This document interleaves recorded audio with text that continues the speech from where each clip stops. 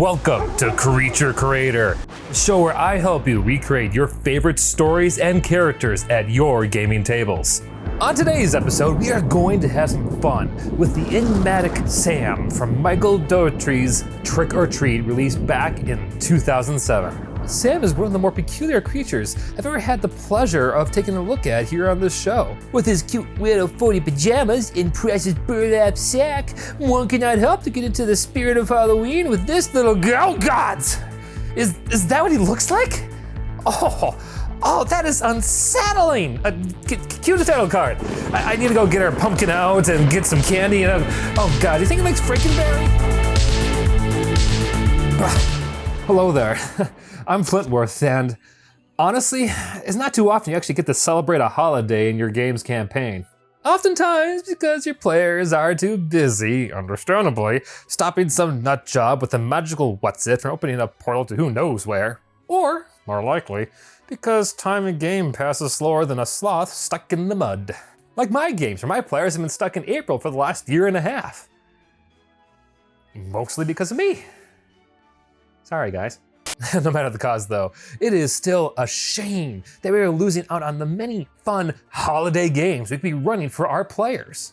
Okay, sure, you can always take a break from your narrative to hold a holiday one-shot, which could be fun, but we owe it to our players, nay, the spirit of the holidays themselves, who are totally not threatening me off screen right now, to give them a place in our stories, to allow our players to go and take the characters they have grown to love and give them the opportunity to experience their favorite festivities in character. Which is why I wanted to analyze our little buddy here today. Don't hurt me. See, Trick or Treat's mascot here is the perfect little abomination we could ever want to help oversee our holiday festivities. I'm not just talking Halloween. Hear me out. For one, he's always dressed appropriately for the season, making them easy to fit into any themed celebration. Two, they are content being a silent onlooker, so no worries brushing up on your ho-ho-hos or making a run for a bunch of Hallmark cards. And most important of all, three, they are a devil with a code of honor, who are just as happy to celebrate the holidays as they are to encourage those who don't. And what's really convenient for our purposes is how easy it is to go and recreate your own little Sam. When you consider Sam is nothing more than just a devil in a costume, you can go pick out whatever fiend you want to dress him up as you see fit. Even the Demogorgon if you hate your players. Although I would probably recommend hiding their face with something inconspicuous to not alarm them. There you go, perfect. As is tradition, I did take the time to feed the D&D beast from my 5e fans out there by concocting a stat block from my take on Sam. Check the description for the download. And if you think we are about done with recreating Sam here, oh my friends, we are just getting started! Because now comes the real fun part, tying our little demon to a holiday. And although Sam here would encourage us to go with Halloween, there's no reason you have to with your holiday. As long as you dress up your creature appropriately, you can go with Easter, Father's Day, or even Christmas. Although, I got plans for that holiday later. You can even take the time to use your creation to introduce a holiday original to your world, which is a lot easier to do than you would think. It just takes a little time to consider the themes people tend to apply to each season. Take for instance how in Western culture, society tends to go and associate the stages of life with the time of the year, starting with birth in the spring and ending with death in the winter. Providing you know when your game takes place, it's not that hard to go and create something that celebrates that time of year. For example, I once made up a holiday in the middle of fall that, I kid you not, celebrated midlife crisis. I called it the Golden Celebration, and it was amazing filling the town with fantasy dads showing off their fancy new Mustangs. Yes, the horse, not the car. And I know what you're thinking, how would our players ever take something like that seriously? Well friends, that's where our our spirits come in. Because it's hard for anyone to scoff at tradition when they got a demon going for their jugular. To be perfectly honest, I actually would probably wait for an asinine holiday to run this kind of encounter, regardless of whether it was a real one or not, because it would help play up the kind of monster that Sam is.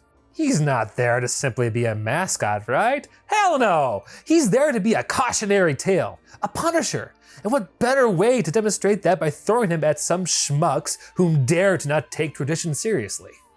Hey players, how's it going?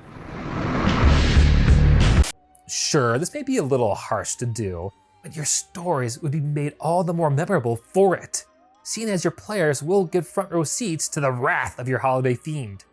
In a way, we're trying to encourage a little bit of character growth in our players, to show them that the holidays are not just a reason for us DMs to slap together some themed session. Sometimes, we may be trying to get them engaged with the culture of our worlds. And we have to do it by sicking the vengeful, footy pajama wearing spirit of a holiday after them. So be it. That's all I have time for today. I promised Sam here I'd take him trick-or-treating, and I don't want to keep him waiting. So, hope you got something out of today's episode. And please, don't hesitate to come back and share any kind of holiday demons you ended up making. I'm always looking for bedtime stories to tell Sam here. And okay, we're going. Happy Halloween, everyone. I gotta run. Let's go. Next time on Creature Creator.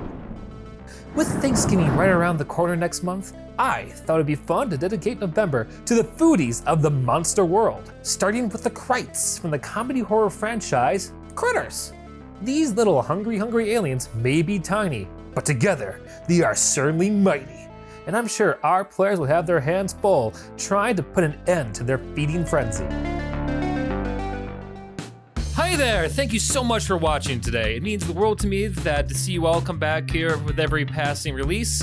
I cannot express enough how I adore having you all here with me and to be along for the ride as things tend to slowly grow and oh yes, please don't share some of your favorite Halloween or trick-or-treat moments. I always loved this holiday growing up and it'd be fun to hear some of your top moments, whether it be actually in a tabletop setting or otherwise. So share along, or even, send photos of your favorite Halloween costumes. I'll show you mine if you do too. If you haven't already, consider liking and subscribing and possibly sharing this video around. It would do me a lot of good if you did, and if you don't, no worries. I love you either way. Take care.